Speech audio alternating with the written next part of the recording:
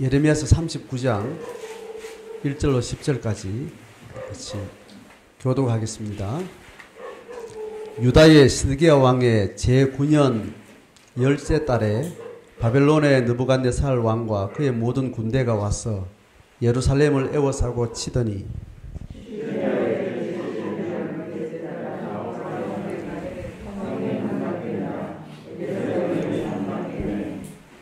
바벨론의 왕의 모든 고관이 나타나 중문에 앉으니 곧 네르갈 사레셀과 삼갈레부와 내시장 살스김이니 네르갈 사레셀은 공중장관이며 바벨론의 왕의 나머지 고관들도 있더라.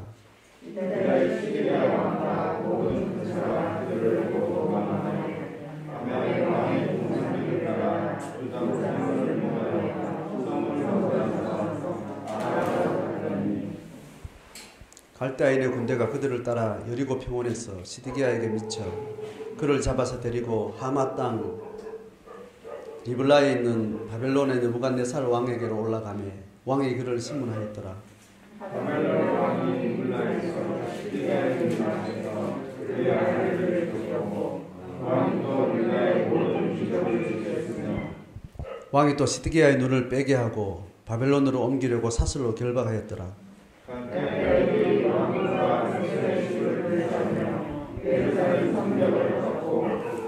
사령관 느부사라단이 성중에 남아있는 백성과 자기에게 항복한 자와 그 외에 남은 백성을 잡아 바벨론으로 옮겼으며 사령관 느부사라단이 아무 소유가 없는 빈민을 유다 땅에 남겨두고 그날의 포도원과 밭을 그들에게 주었더라. 아멘. 35장부터 쭉 진행되는 상황은 예루살렘이 바벨론에 의해서 무너지기 그 직전 상황들, 그리고 무너진 이후에 자찬 일상 그 상황들을 자세하게 이제 기록해 나가는 그런 이제 흐름 속에 있습니다. 38장까지가 예루살렘 함락 직전에 있었던 왕과 예레미야와 고관들의 여러 바벨론 군대 앞에서 가지고 있는 마음들, 또 그 마음들을 여러 방식으로 표출하고 소통하는 흐름 속에 그들의 마음, 그들의 영적 상태, 이런 것들을 소개하는 그런 과정이었고, 이제 오늘 39장에 와서 이제 예루살렘에 함락된 그 사건을 이제 소개를 하고 있습니다. 자, 그러니까 유다 왕 시드기야가 통치한 지 9년째 10월달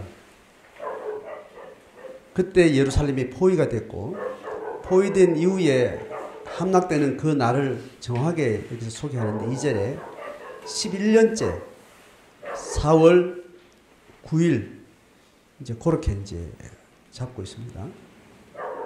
자, 그러니까 딱 1년 6개월 동안 이제 포위된 상태에서 공방전이 계속 어떤 식으로 이제 진행이 됐다는 거죠. 그러다가 이제 11년 동안 11년 4개월 통치한 그 시점에 예루살렘이 함락됐다라는 이제 설명을 합니다. 자, 그리고 3절을 같이 보면 함락된 이후의 어떤 상황을 묘사하는데 바벨론 왕의 모든 고관들이 나타났다. 근데 왕은 지금 나타나지 않고 군대를 보내고 군대가 이제 성을 함락시키는 이제 그런 전쟁의 상황이 어느 정도 진정이 되고 난 다음에 이제 고관들이 이제 나타나서 이제 어떻게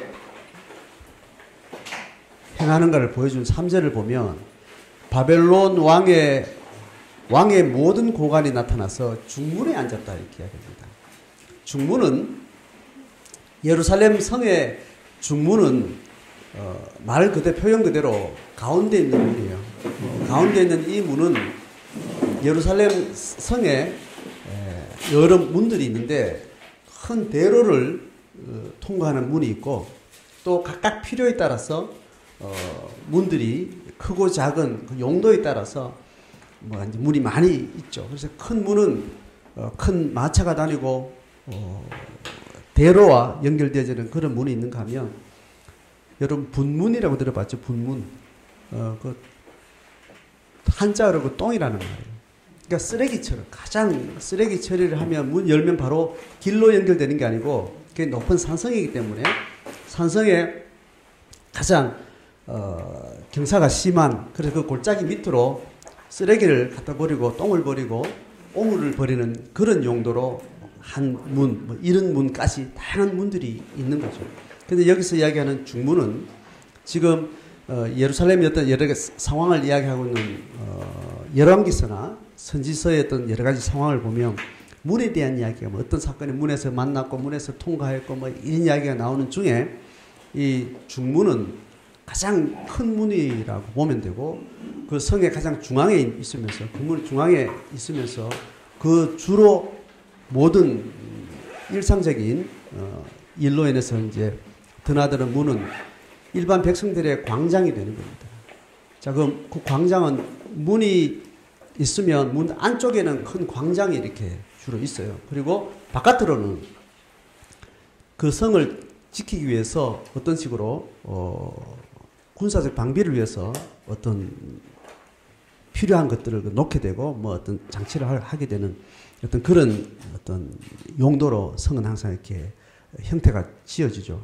여기 중문에 앉았다는 말은 중문에 딱 들어서면 큰 광장이 이렇게 있는 겁니다. 그 광장에 재판을 하거나 어떤 공적인 정보를 알리거나 또 어떤 중요한 공동체 전체의 중요한 일들을 함께 백성들과 함께 행할 때 하는 어떤 지도력에 앉는 위치가 있다는 겁니다. 대체로 왕이 그 성문 들어오자마자 있는 그 광장에서 공적인 재판을 합니다. 대부분 공개 재판을 하죠. 그래서 공개 재판을 통해서 왕의 권위와 또 일상 속에 일어나는 여러 시시비비의 어떤 상황들을 모든 백성들이 듣고 또 당사자들도 거기에 법의 어떤 결과를 거기서 이제 받게 되는 겁니다. 그래서 왕의 통치의 실무가 백성들하고 교감하는 모든 공적인 실무가 거기에서 이루어지는 거죠.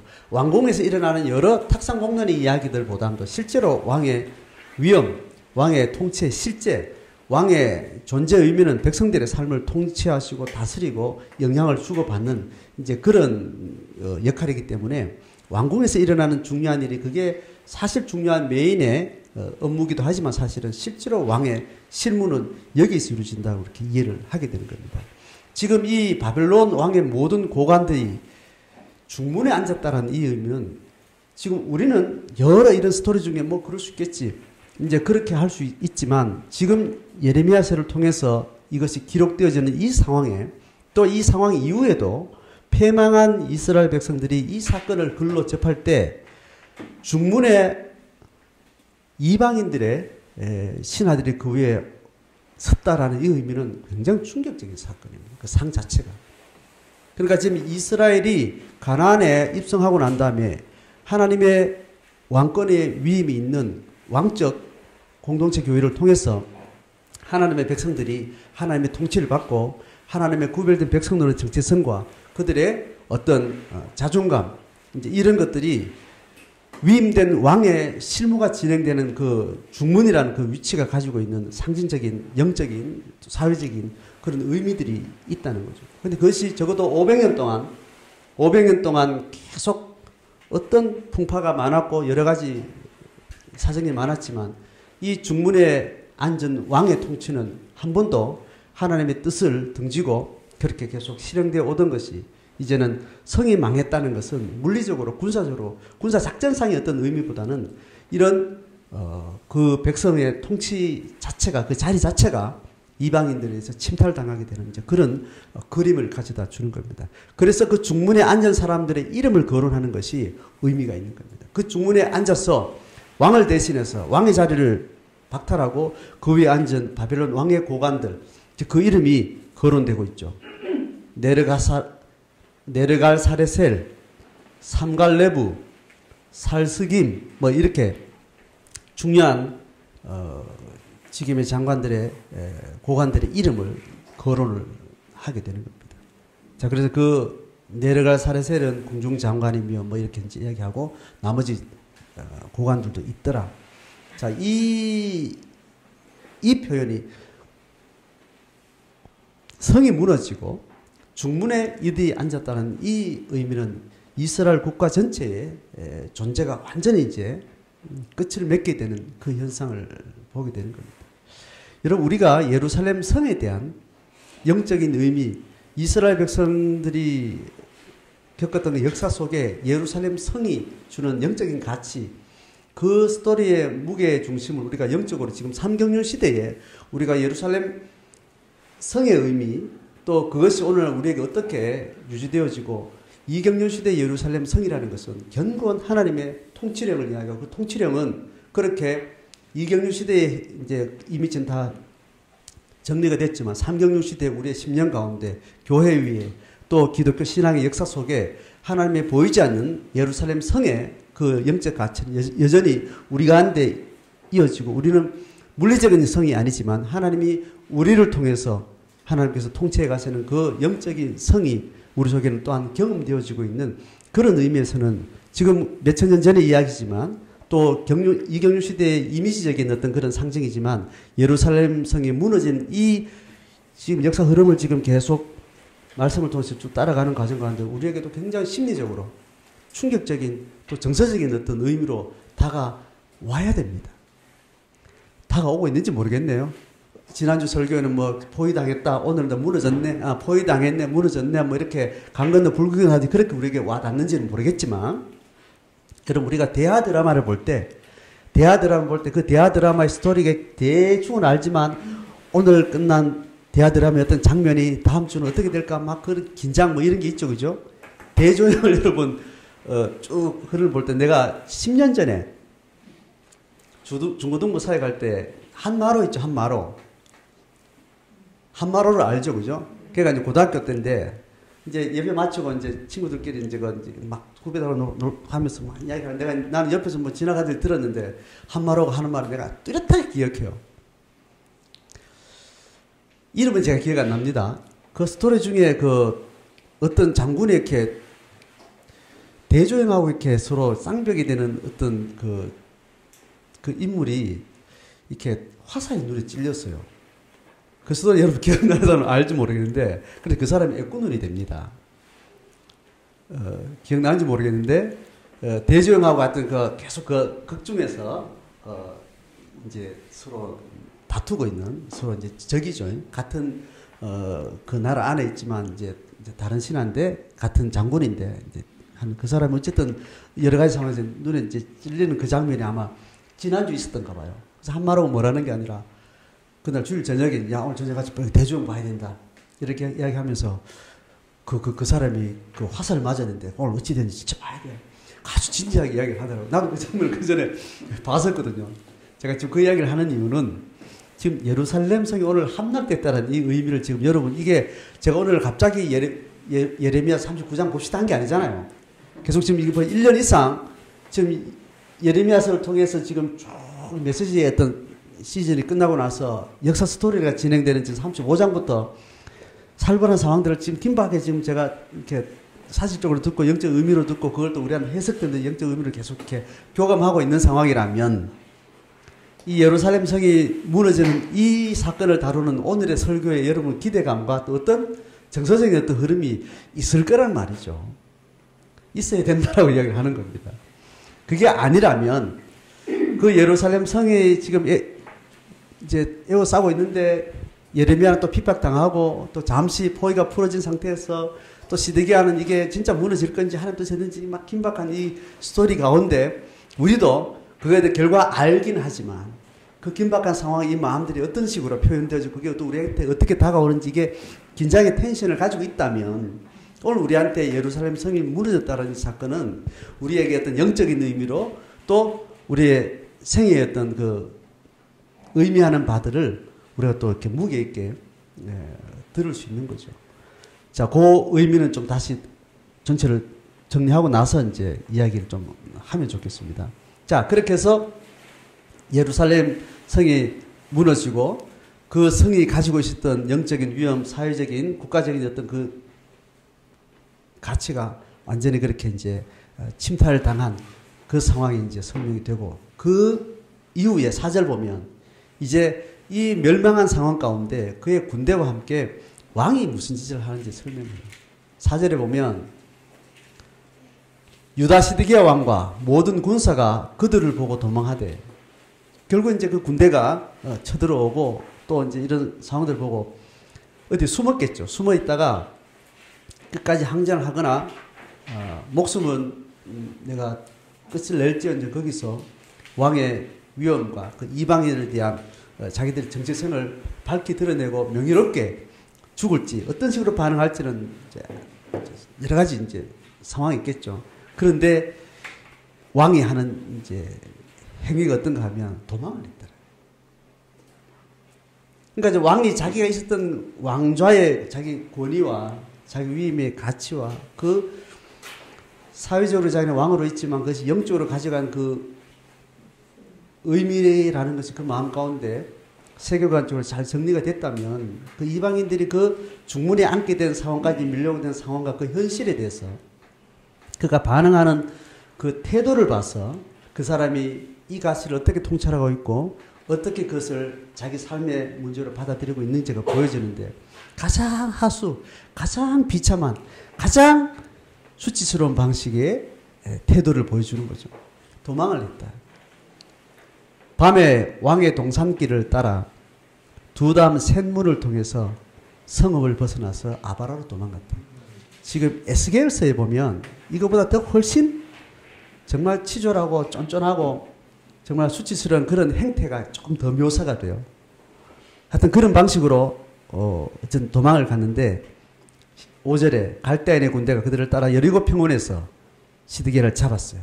잡아서 데리고 하마 땅 리블라에 있는 바벨론의 느부갓네살 왕한테로 이제 끌려갑니다.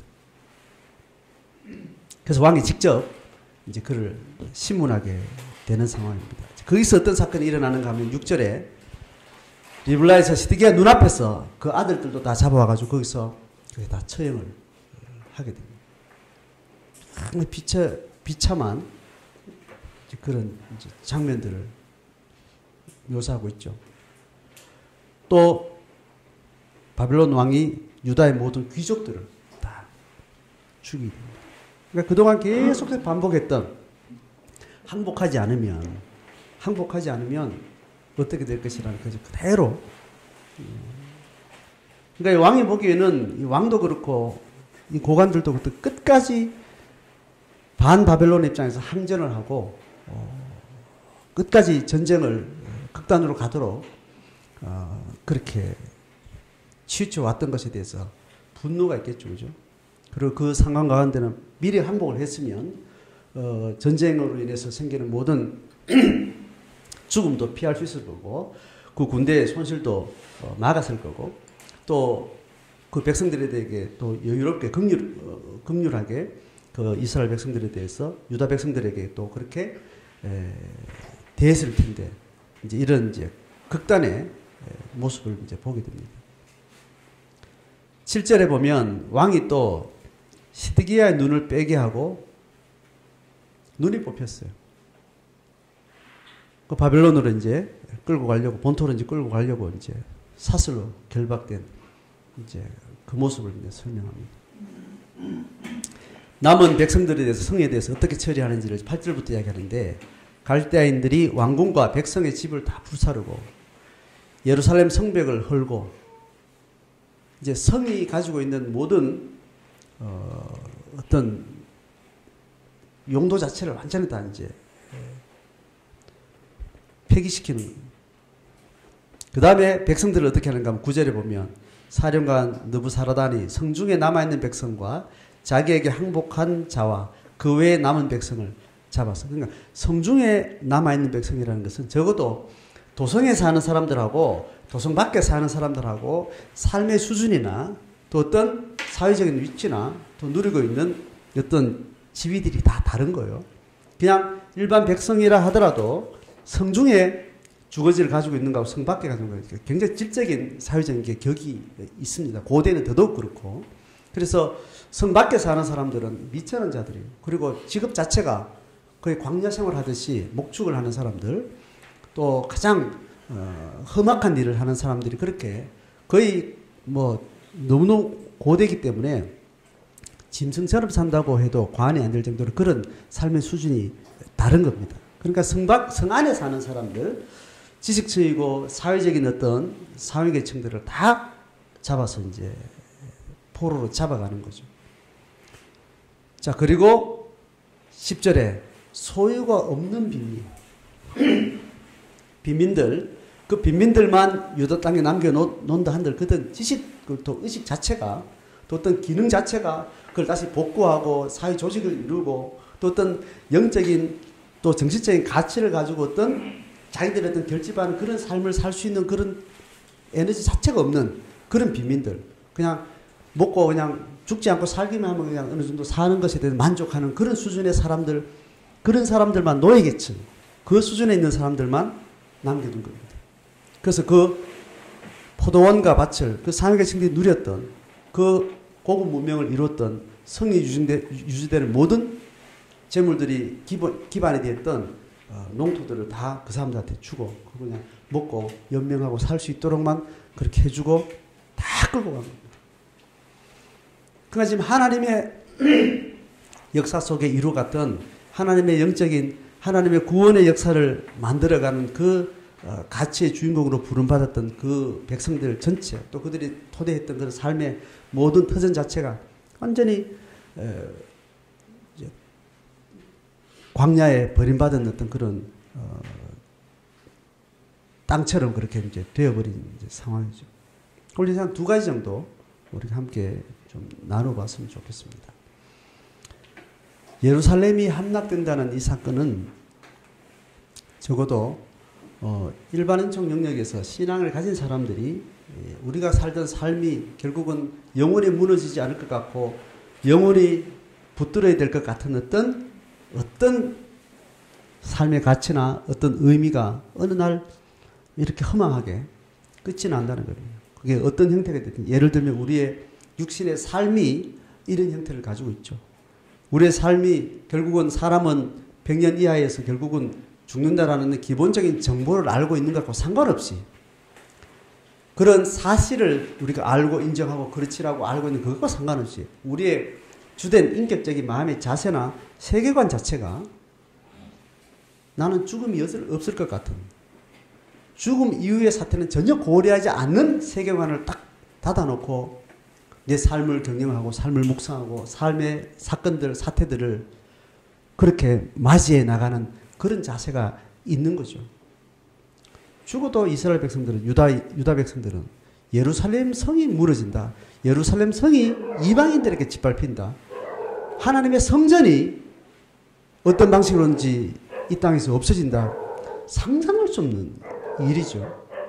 그러니까 우리가 믿든 믿지 않든 우리 육신의 인생에 대해서, 육신의 날들에 대해서 그런 의식으로 우리가 살고 있는 거죠.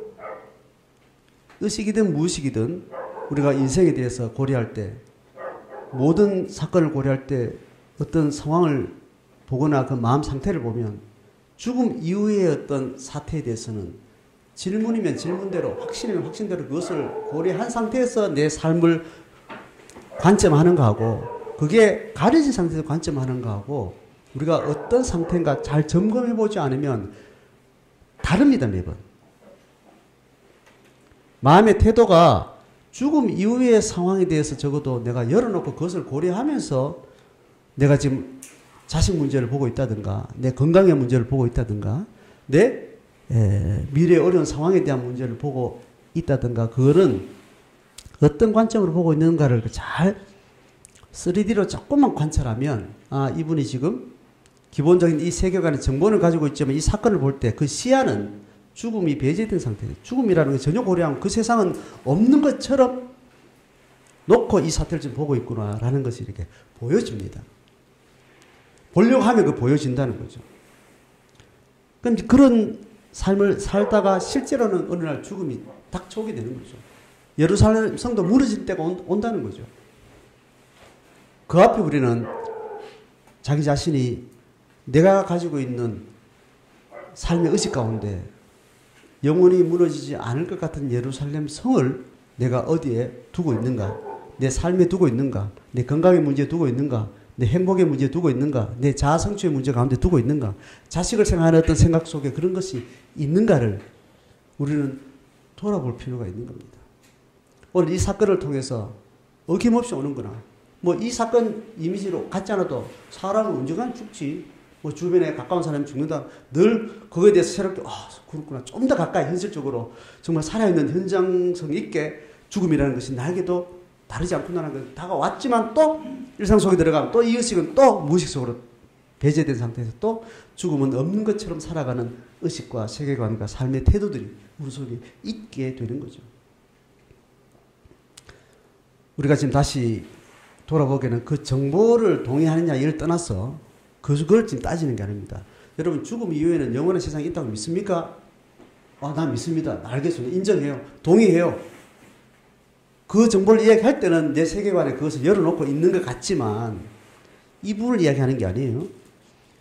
일상생활 속에 들어갔을 때는 순간순간 세계관의 영역이 우리는 적어도 매번 달라진다는 걸 이야기하는 겁니다.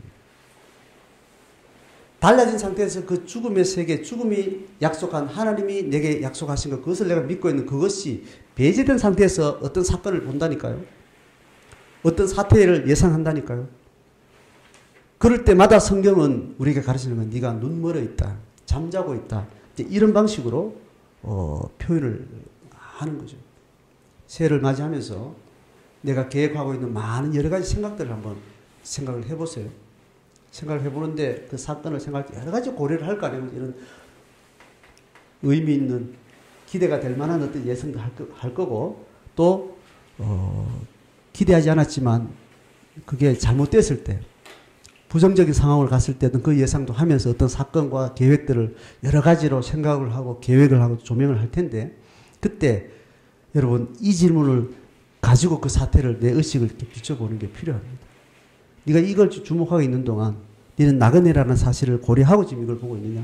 네가 죽음 이후에는 이걸 다 놓고 그냥 가야 된다는 것에 대해서 그 고백을 네가 다 전제하고 이걸 지금 보고 있느냐? 그 외에 하나님의 판단은 네가 여기서 무슨 일을 성공 실패했느냐를 떠나서 이 사태를 볼 때 네가 얼마나 하나님 앞에 믿음의 고백에 합당한 삶의 태도를 이거 보고 있는지를 하나님께서 심판할 것에 대해서 네가 그걸 의식하고 지금 이걸 지금 고민하고 있니?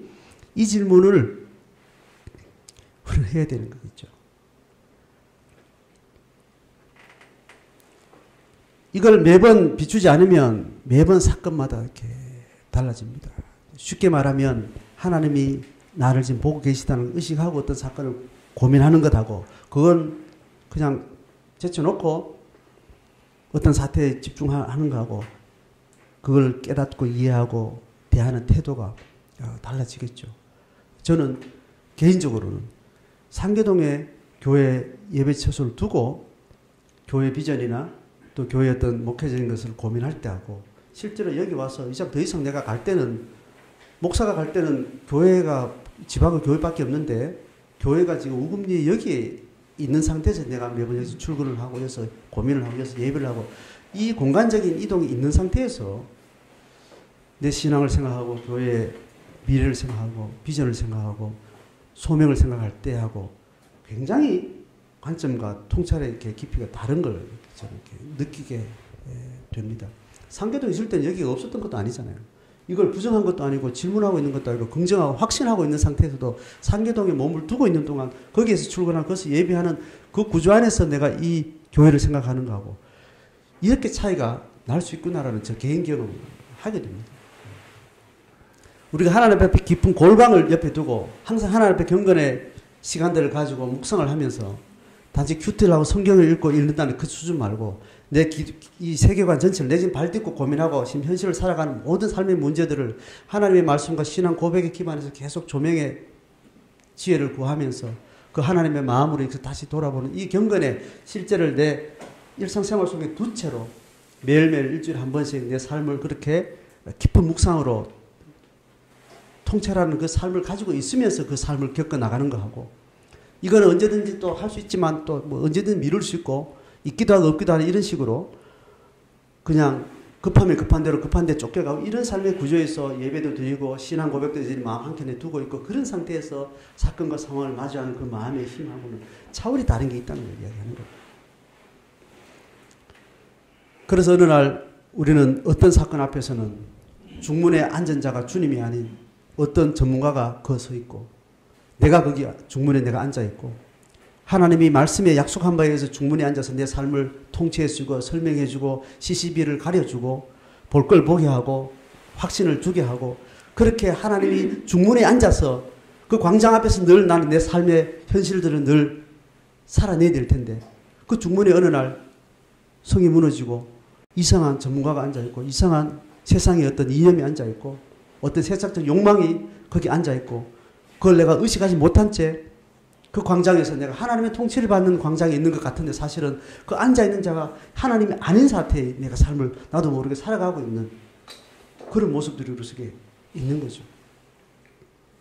각자가 자기 골방을 지켜야 된다는 의미는 각자의 영감으로 자기의 영성으로 이것을 성취해낼 때 그 집단들이 모인 공동체가 가지고 있는 하나님의 통치의 힘이라는 것이 하나님의 통치의 지혜라는 것이 말씀의 힘이라는 것이 결정되어지는 거죠.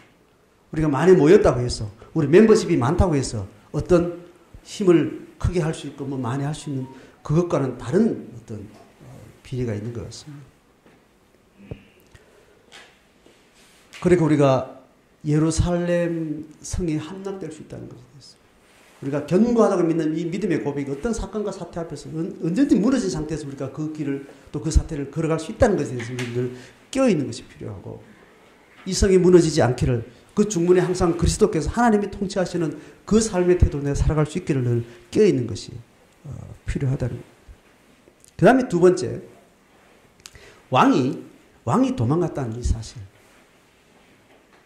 뭐 이건 참 엄청난 일인데 이 하나님의 백성 유다 백성의 왕이 이렇게 했다라는 어떤 의미가 오늘날 우리 삼경륜 시대에 그 왕은 예수 그리스도의 왕으로 그대로 연속성이 있는 거죠. 하나님의 통치 위임을 받은 유다의 왕권은 삼경륜 시대에 예수 그리스도의 왕권으로 그렇게 완성되어지는 겁니다. 예수 그리스도의 왕권은 다만 거기에 머물러 있지 않고 그리스도를 믿음으로 시인하고 고백하는 성도들을 통해서 왕의 통치권이 실행되는 겁니다. 그러니까 지금 삼경륜 시대에 예루살렘 성 중문에 앉은 예수 그리스도의 왕권은 그의 백성인 성도들을 통해서 같이 누려지는 겁니다. 그 그리스도의 통치는 1차적으로 그를 믿는 백성들을 통해서 통치력이 이루어진다는 말은 그게 전부가 아닌 겁니다. 예수의 통치는 그의 피조세계 전체를 향한 통치거든요. 그 통치의 1단계는 직접적으로 예수 그리스도와 관계 맺은 한 인격체인 성도를 통해서 그 통치는 실행돼요. 그래서 통치의 빛, 통치의 기름 부음, 통치의 영광은 그 통치를 믿음으로 받아들이고 고백하는 그 신앙의 사람들을 통해서 하나님의 통치의 빛을 그 영광을 경험을 하게 됩니다.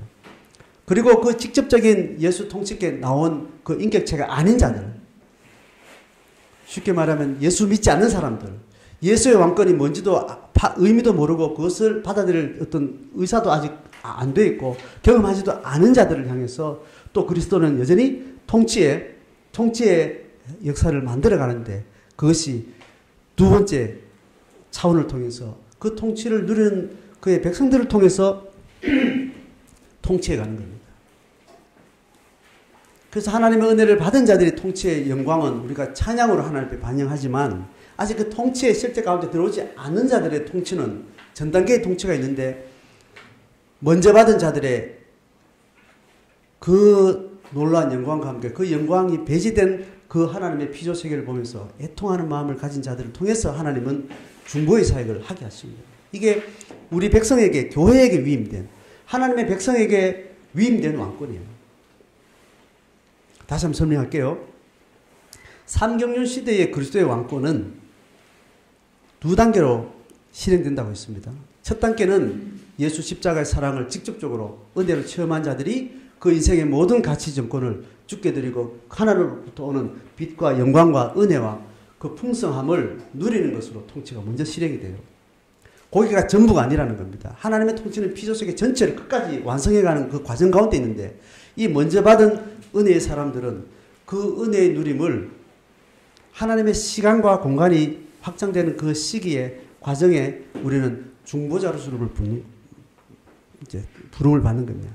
그런데 예수는 하나님은 먼저 1차적으로 누리는 통치력이 있는 자들은 하나님 직접 행사를 해요. 그 다음 단계는 본인이 직접 하지 않기로 했다고요. 먼저 은혜 받은 자들을 통해서 어깨를 나란히 하게 된 겁니다. 통치 백성이지만 이 통치를 확장해 나가는 그 사역간에는 이들을 본인하고 성격을 같이 했어요. 그리고 본인이 실행하는 사역은 여기서 딱 멈추고 여기에서 은혜 받은 자들이 그 통치의 누림을 통해서 그 다음 통치령의 중보자로 우리를 부르셨다는 거예요. 그래서 우리가 하나님의 왕권을 누리지만 또 왕권은 우리에게 위임된 왕권이 있는 겁니다. 그 내용이 뭐냐 하면 아직 그 하나님의 통치를 받지 못한 자들의 그 비참함을 우리는 그 비참함이 얼마나 엄청난 건지 받은 만큼 그 격차를 통해서 우리가 알게 되는 감지하는 것이 있는 겁니다. 이 은혜를 받고 난 이후에 이 은혜를 받지 않는 사람들의 삶이 어떤지를 우리가 겪어서 알기 때문에 그 고통을 향한 하나님의 마음이 어떤 줄 알기 때문에 그 애통하는 마음을 품고 살아가도록 하나님 우리에게 요청하는 겁니다. 우리의 왕권은 힘으로 말탄 방식으로 하는 것이 아니라고 했던 것이 이 원리입니다. 하나님의 마음이 아직 다가가지 않는 세상을 향해서 고통하는 아픔의 마음을 하나님의 마음으로 우리가 안고 살아가는 거예요. 그래서 우리가 통치하는 통치 방식은 굉장히 버릇이 같은 거 짓밟히는 방식이에요. 말탄 자세가 아니고 나귀를 탄 아주 우스꽝스러운 자세로 하는 통치예요.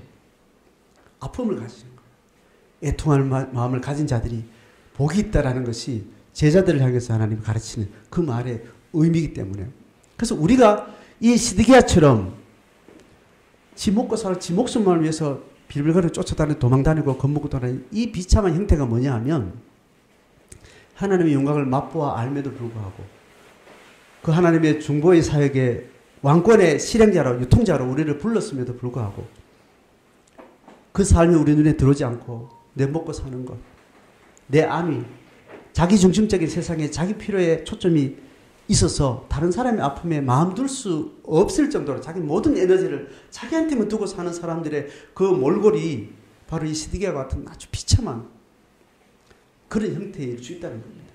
개인이 그렇고 그런 집단이 뭐 교회 수준이 그 시대에 인류가 안고 있는 고난과 어려움과 삶의 문제 그 문제에 대해서 하나님의 지혜와 통찰로 대안을 제시하고 새로운 삶을 살아가고 그 아픔에 대해서 동참하면서 중보의 삶을 살아가는 그 힘을 잃어버린 시대. 그래서 하나님이 교회를 사용하기에는 중보자로 사용하기에는 애통하는 마음자를 통해서 하나님 뭐 일을 하기에는 그 마음을 담지하지 못하고 있는 성도들 그런 교회 그런 시대를 향한 하나님의 애타는 마음이 있어서 그 시대를 하나님 버려요. 하나님 그 시대를 포기해야 되는 거예요. 적어도 20세기는 적어도 동북아 지역에서 하나님 역사를 일으킬 만한 그런 중보자들의 애통함이 없는 거예요. 그 울부짖는 기도가 없는 거예요. 그 하나님이 지나가요. 이 유기된 이스라엘 백성들의 마지막 성이 예루살렘이 함락됐다는 것은 이경륜 시대를 통해서 하나님께서 그 빛을 비추어 가고 역사하실 만한 그런 기대가 더 이상 이스라엘 백성들에게는 더 이상 기다리고 더 이상 보이지 않기 때문에 하나님도 포기하신 거예요. 시간이 지나고 나서 그 과정도 하나님 다 뜻이었다는 뭐 여러 가지 이제 의미 있게 의미를 이야기하지만 이 현실 속에 있는 하나님은 현실의 시간성 속에 적고 있는 이 시절에서는 하나님으로서는 좌절이고 하나님에서는 충격이고 하나님에서는 절망의 상태를 지금 지나고 있는 거죠. 그 상태로 이 시간이 이렇게 지나가고 결국 하나님 또 다른 400년을 기다려서야 이제 본격적으로 또 새로운 부흥의 시대를 준비해야 되는 그 400년은 뭐냐 말이지. 그 시대성에 대한 안타까움이 이 역사의 흐름 과정 가운데 있게 되는 거죠.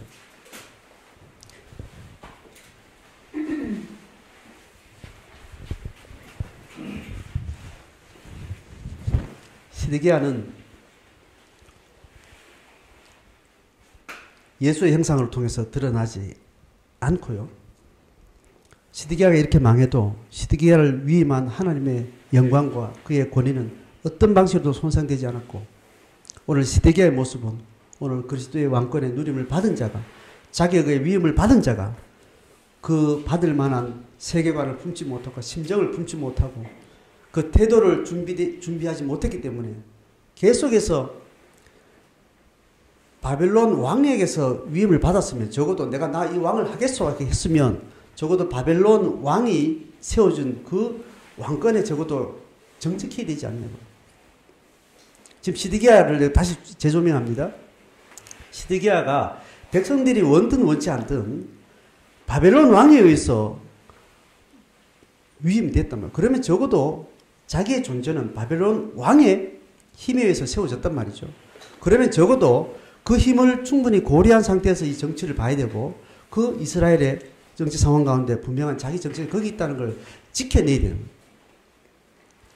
근데 지금 바벨론에 의해서 세워진 시드기야는 바벨론이 아닌 애굽을 통해서 이 국가가 세워져야 된다는 그 세계관을 가진 그 신하들 앞에 눈치 보면서 빌부터 살았던 거예요. 적어도 그 바벨론에서 세워졌으면 바벨론의 입장에서 적어도 통합해내는 국제관계, 국가 간의 관계, 영적 관계를 고민하는 그런 자기가 세워진 정체성에 대한 자존감을 이 사람은 처음부터 없었어요. 그냥 왕이 유지되기를 바랬던 겁니다.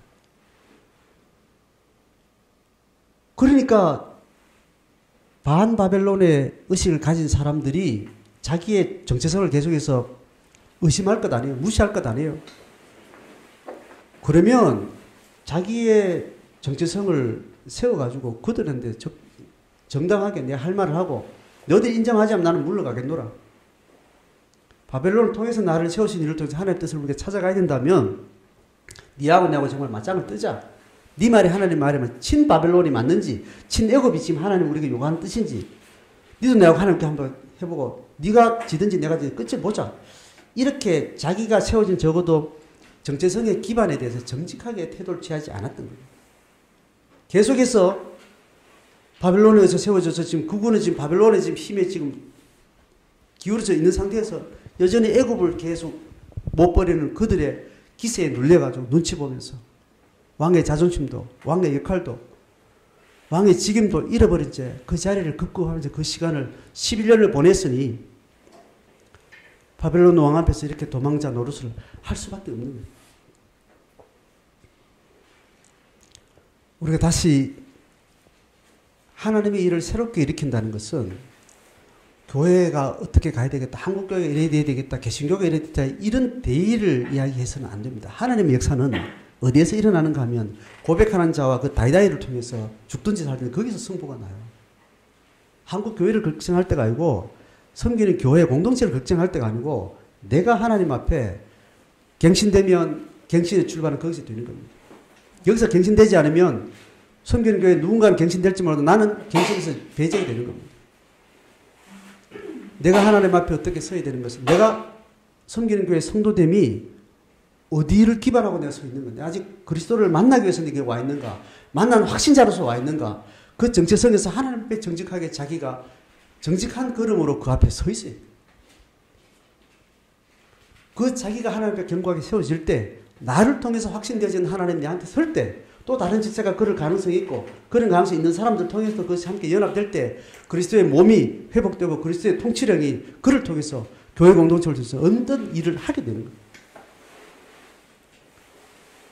나는 어디에서 어떤 상황에서 서 있는가를 스스로를 돌아보셔서 나는 아직 구도자의 과정이 있고 확신자 있지만 아직까지 요 정도밖에 안 돼 있고 요 정도에서 내가 아직까지 질문하고 있고 내가 정직한 확답은 뭔지 아직 얻지 못한 질문은 뭔지 그 질문 앞에 정직히 서셔야 된다고. 확신을 많이 가진 자는 좋은 사람이고 확신이 없는 사람은 못한 사람 이런 차원이 아니에요. 거예요. 각자의 걸음걸음마다 고백이 다르고 감정이 다르고 확신이 다른 거예요. 문제는 하나님이 허락하신 삶의 과정에서 주신 확신이 있다면 하나님 주신 확신을 그 확신에 견고하게 정직하게 서야 되고 아직 확신이 없으면 주님이 확신 줄 때까지 내가 기다리고 정말 그것이 내 확신이 될 때까지 옆에 강 목사의 확신도 아니고 다른 지체들의 확신도 아니고 하나님 내게 확신 주시고 내게 생명을 놔도 내가 되물리지 않을 만한 분명한 내 확신 목숨을 걸고도 확신할 그 확신을 하나님 앞에 내가 붙들었을 때 그것이 내 힘이 되는 거예요. 그것이 내가 죽음이든지 고난이든지 그게 중요하지 않아요. 그 확신 앞에 정직하게 서 있는가는 그래야만 나를 통해서 하나님이 하나님을 드러낼 수 있기 때문에 각자에게 위임된 그리스도의 왕권이라는 것이 있습니다. 왕권의 그림자적인 그런 거리에 있는 사람이든지, 그리스도의 왕권이 나를 완전히 전인격으로 사로잡아서 나를 확신을 줬든지, 또 삶의 영역에 어떤 부분에 하나님의 통치가 너무나 선명해서 그것을 승리했다면, 어떤 영역이 아직까지 하나님의 주권이는가 하나님의 통치권인가 또 내가 해야 되는가, 이것이 아직 애매한 수준이 있든지, 그 상황 가운데 하나님이 주신 왕권이라는 어떤 자기 안에 거리가 있을 거란 말이죠. 그 앞에 정직하시. 이 시드기야처럼 비굴하게는 살면 안 됩니다. 적어도 11년 동안 비굴하지 않게 살았으면 적어도 이 고관들의 중문 앞에 섰을 때 도망가는 짓은 안 했을 거예요. 이방인들의 소리소리 고함을 치면서 하나님의 자존심을 가지고, 그 이스라엘 백성의 왕의 자존심을 가지고 싸우다가 목이 날아갈지언정 명예롭게 그 앞에 대하게 될 거예요. 그리고 그 바벨론의 통치가 하나님의 통치형의 세계관처럼 이해가 된다면, 나는 그의 속국으로서 또 하나님이 주신 그런 준비하는 과정으로서 속국으로서 살면서 또 하나님의 부흥의 시대를 준비해야 되는 그 과제로 안다면, 또 그걸 받아들이면서 또 그 앞에 하나님 앞에 또 당당하게 그렇게 섰을 터인데, 이런 꼴을 하고 도망을 가고 수치를 당하고, 한 백성이 당하는 것보다 더 수치스럽고 더 비참한 몰골로 왕이라는 존재가 그렇게 역사에 드러나게 된 거죠. 각자가 삶의 모습에서 적어도 시드기야와 같은 상황들이 있을 거예요. 왕위가 끝났어. 내 돈도 어느 날 문제가 생겼고, 건강도 문제가 생겼고, 사회적 문제, 내 삶에 영원히 없어지지, 하나님 함께 하실 것 같은 어떤 것들이 무너진 어떤 삶의 어떤 영역이 있을 때마다 그 사태 앞에 내가 왕으로서 하나님의 통치 위임받은 자의 어떤 자존심과 세계관 앞에 내가 어떻게 이것을 당당하게 맞이할 건가? 아니면 비굴하게 또 도망갈 건가? 공적 임무를 우리 마음 가운데 새기셔야 됩니다. 적어도 내 애 때문에 고통하고 내 가정 때문에 애타고 수고할 때 이 고통하는 사람이 내 애뿐이 아니라는 것을 우리는 의식하고 있어야 돼요. 이렇게 돈 때문에 고생하고 가족 때문에 누구 사람 때문에 고생하고 건강 때문에 고생한 사람이 내만이 아니라는 것에 대해서 의식을 할 수 있어야 돼요. 그래서 내 고통에 대한 집중도 되지만, 누군가의 이와 비슷한 상황을 고통한 사람은 그 사람들의 고통에 공감하는 공감력을 기회가 돼야 된다니까요.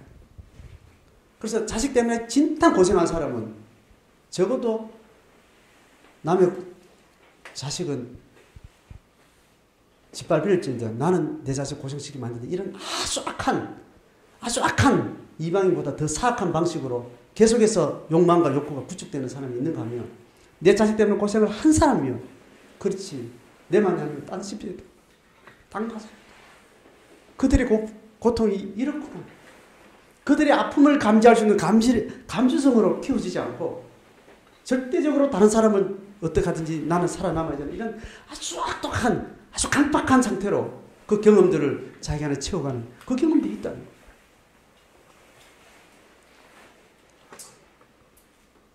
공적 마인드를 잃어버리면 안 됩니다.